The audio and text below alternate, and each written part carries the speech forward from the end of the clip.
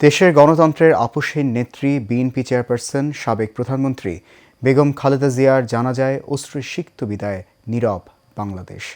লাখো কোটি মানুষের অংশগ্রহণের মধ্য দিয়ে সাবেক এই আপোষহীন প্রধানমন্ত্রী জানাজায় অংশ নিয়েছেন প্রধান উপদেষ্টা, উপদেষ্টা পরিষদ ও ৩ বাহিনীর প্রধানসহ দেশের আপামর জনতা।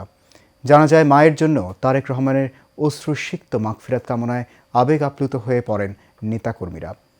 সোহাগ মিয়ার ক্যামেরায় রিপোর্ট করছেন মণ্ডল এনাম।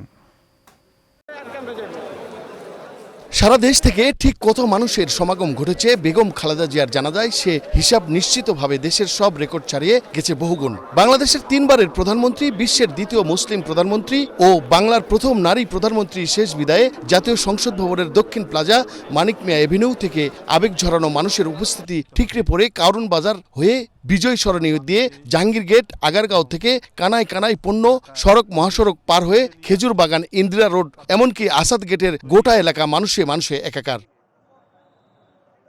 আপোষহীন নেত্রীর জানাজায় অংশ নেন প্রধান উপদেষ্টা ডক্টর মোহাম্মদ ইউনূস, উপদেষ্টা পরিষদ, প্রধান বিচারপতি ও ৩ বাহিনীর প্রধান।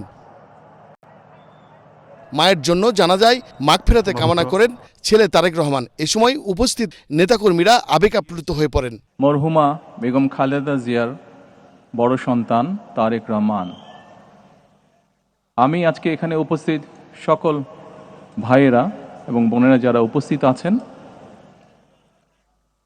মরহুমা বেগম খালেদা জিয়া জীবিত থাকাকালীন অবস্থায় যদি আপনাদের কারো কাছ থেকে কোনো ঋণ নিয়ে থাকেন, দয়া করে আমার সাথে যোগাযোগ করবেন, আমি সেটি পরিশোধের ব্যবস্থা করব ইনশাআল্লাহ। একই সাথে উনি জীবিত থাকাকালীন অবস্থায় ওনার কোনো ব্যবহারে, ওনার কোনো কথায় যদি কেউ আঘাত পেয়ে থাকেন, তাহলে মরহুমার পক্ষ থেকে আমি আপনাদের কাছে ক্ষমা প্রার্থী। দোয়া করবেন আল্লাহ তাআলা যাতে ওনাকে বেহেশত দান করেন।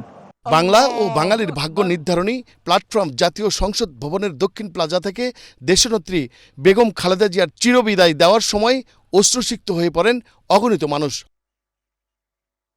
জানাজা শেষে সর্বোচ্চ রাষ্ট্রীয় মর্যাদায় বেগম খালেদা জিয়াকে শহীদ প্রেসিডেন্ট জিয়াউর রহমানের সমাধির সাথে সমাহিত করা হয়।